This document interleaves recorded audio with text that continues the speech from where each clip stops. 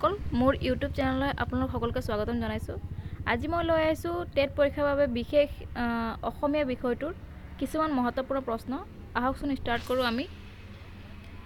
আমাৰ প্ৰথম প্ৰশ্নটো হৈছে অসমীয়া ভাষা কি গোষ্ঠীৰ ভাষা? ইয়াত চাৰিটা অপশ্যন দিয়া হৈছে, চাওকচোন। এই চাৰিটা অপশ্যনৰ ভিতৰত শুদ্ধ উত্তৰটো হ'ব আৰ্য। মনত ৰাখিব, এইটো বহুত ইম্পৰ্টেণ্ট কুৱেশ্যন। গ নম্বৰ অপশ্যনটো হৈছে ইয়াৰ শুদ্ধ উত্তৰ। নেক্সট কুৱেশ্যনলৈ আগবাঢ়িছোঁ। প্ৰাকৃত অপভ্ৰংশৰ পৰা পৰিৱৰ্তিত হৈ নৱ-ভাৰতীয় আৰ্য ভাষা হিচাপে অসমীয়া ভাষাই কেতিয়া ৰূপ পায়? এইটো চাৰিটা অপশ্যন দিয়া হৈছে ইয়াত, আৰু এই চাৰিটা অপশ্যনৰ ভিতৰত আপোনাৰ শুদ্ধ উত্তৰ হ'ব কটো, দশম একাদশ শতিকাত। আহকচোন নেক্সট কুৱেশ্যনলৈ আগবাঢ়িছোঁ। অসমীয়া ভাষাত প্ৰভাৱ পেলোৱা এটা উল্লেখযোগ্য ভাষা গোষ্ঠীৰ নাম উল্লেখ কৰা। ইয়াৰ শুদ্ধ উত্তৰটো হৈছে তিব্বত বৰ্মী। খ নম্বৰ অপশ্যনটো হৈছে ইয়াৰ শুদ্ধ উত্তৰ। আমাৰ নেক্সট কুৱেশ্যন হৈছে আৰ্য ভাষা প্ৰসাৰত গুৰুত্ব দিয়া অসুৰ ৰজাজন কোন? ইয়াৰ শুদ্ধ উত্তৰটো হৈছে নৰকাসুৰ। ক নম্বৰ অপশ্যনটো হৈছে আপোনাৰ শুদ্ধ উত্তৰ। আমাৰ নেক্সট কুৱেশ্যন হৈছে অসমত ব্ৰাহ্মণসকলক প্ৰতিষ্ঠা কৰা ৰজাজন কোন? চাৰিটা অপশ্যনৰ ভিতৰত গ নম্বৰ অপশ্যনটো হৈছে শুদ্ধ উত্তৰ, নৰকাসুৰ। আমাৰ নেক্সট কুৱেশ্যন হৈছে ভাৰতীয় আৰ্য ভাষাৰ স্তৰ কেইটা? চাওকচোন কেইটা লিখা আছে, দুটা, চাৰিটা, তিনিটা আৰু পাঁচটা। গতিকে ইয়াৰ শুদ্ধ উত্তৰটো হৈছে গ নম্বৰ অপশ্যনটো, তিনিটা। আমাৰ নেক্সট কুৱেশ্যন হৈছে মধ্য ভাৰতীয় আৰ্য ভাষাৰ এটা উদাহৰণটো হৈছে পালি ভাষা। গ নম্বৰ অপশ্যনটো হৈছে ইয়াৰ শুদ্ধ উত্তৰ। নেক্সট কুৱেশ্যন হৈছে প্ৰাচীন আৰ্য ভাষাৰ দুটা উদাহৰণ হ'ল। উদাহৰণটো হৈছে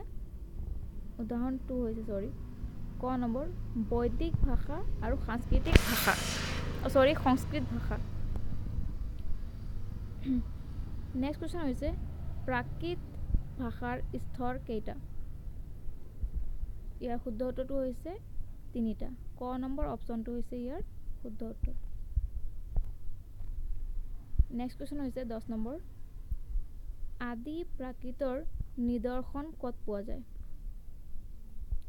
ইয়াৰ শুদ্ধ উত্তৰটো হৈছে ক নম্বৰ অপশ্যন, অশোকৰ শিলালিপিত।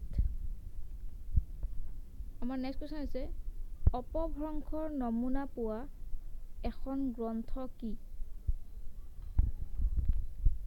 ইয়াৰ শুদ্ধ উত্তৰটো হৈছে ঘ নম্বৰ, কৃতিলতা। নেক্সট কুৱেশ্যন হৈছে সহজীয়া বধাচাৰ্যসকলৰ গীতবিলাকক কি বুলি জনা যায়? ইয়াৰ উত্তৰটো হৈছে ক নম্বৰ, চৰ্যাপদ। নেক্সট হৈছে প্ৰাকৃতৰ আঞ্চলিক ৰূপ কেইটা? ইয়াৰ শুদ্ধ উত্তৰটো হৈছে ক নম্বৰ অপশ্যনটো, চাৰিটা।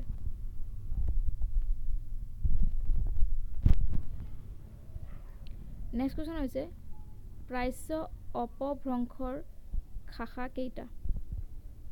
ইয়াৰ উত্তৰটো হৈছে ঘ নম্বৰ, চাৰিটা।